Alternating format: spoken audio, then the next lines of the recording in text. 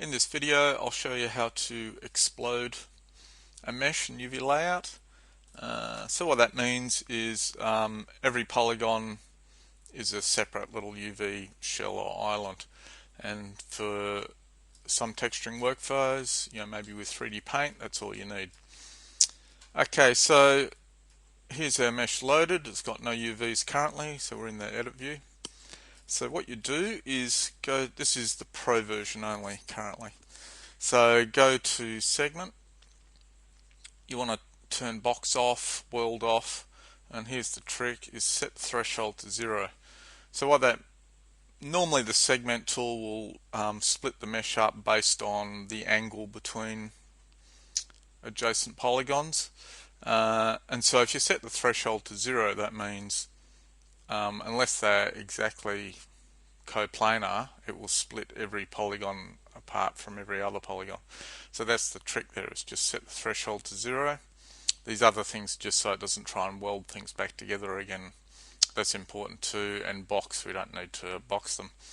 So what you do then is just select everything, G key, or you can do, you don't have to do everything, you can do whatever, a sub selection if you want. But so I've selected everything, I've got box off, world off, threshold to 0, then I click segment marked polys. So it's going to think for a bit. So it's cutting it up into the individual pieces, it's flattening those pieces, and it's just doing a quick pack. So here's our UV view, so it's all initially just spread apart. So then we go to pack. Things to do in here are we want lock all to tile off. Set the bleed to 0 if you don't want any gap between the shells. You want it packed as tight as possible. Make sure the bleed is 0. I'm just going to do a fast pack just for the video, but if you're prepared to wait 5 or 10 minutes, then you'd set it to best to get a tighter pack, fewer gaps. Also the map resolution here, if you increase that, that makes it tighter, fewer gaps, but also slows it down. So we'll just do a fast pack at 1K. We don't need to bother with rotating to try and get better packing because each shell is separate. It won't make much difference. So let's just pack all, see what happens. Okay, I'm going to stop this just because I realized something. So you can see here, it's sort of like there's a left and a right half. That's because when I loaded this mesh, you can see the coloring there, slightly grey and lighter. That's because I have symmetry editing on. So because of the file I loaded originally had the symmetry tagging, so I'll just turn symmetry editing off.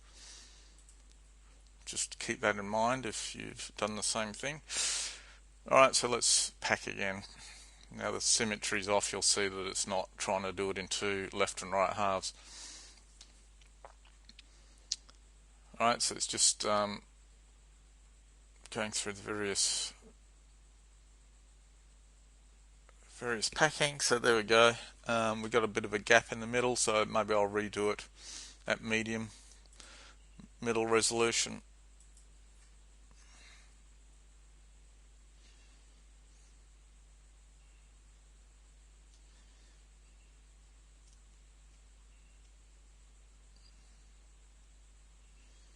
So you could probably, if you got time, you'd just set this to best, increase the resolution, and then go and have lunch or something if you wanted it really tight. Okay, so there's every polygon in that mesh with its own separate UV island or shell. And then if we go back to 3D view, so you can see all the seams, everything, there's seams between every polygon. But if we turn the texture on, so you can see they're all sort of, there's no distortion, they're all nicely flattened, just not joined together. Okay, so that's how to explode a mesh in UVLayout. let's just, oops, there we go.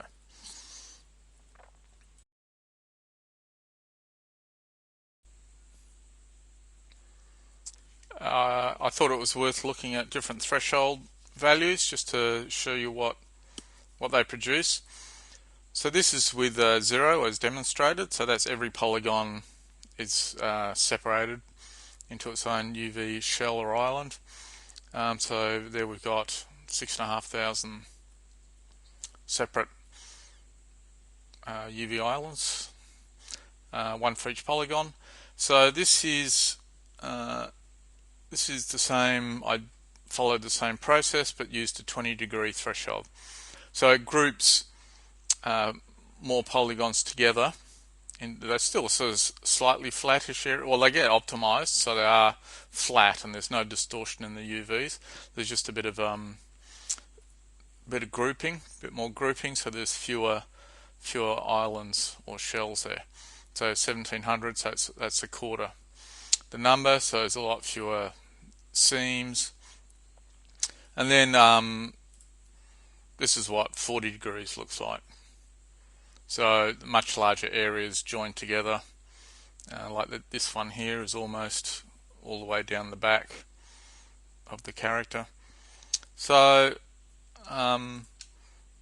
you know, if you don't need to do a total explode, just one of these sort of semi ones might work better for your pipeline. That's something to explore. Okay, thanks for watching.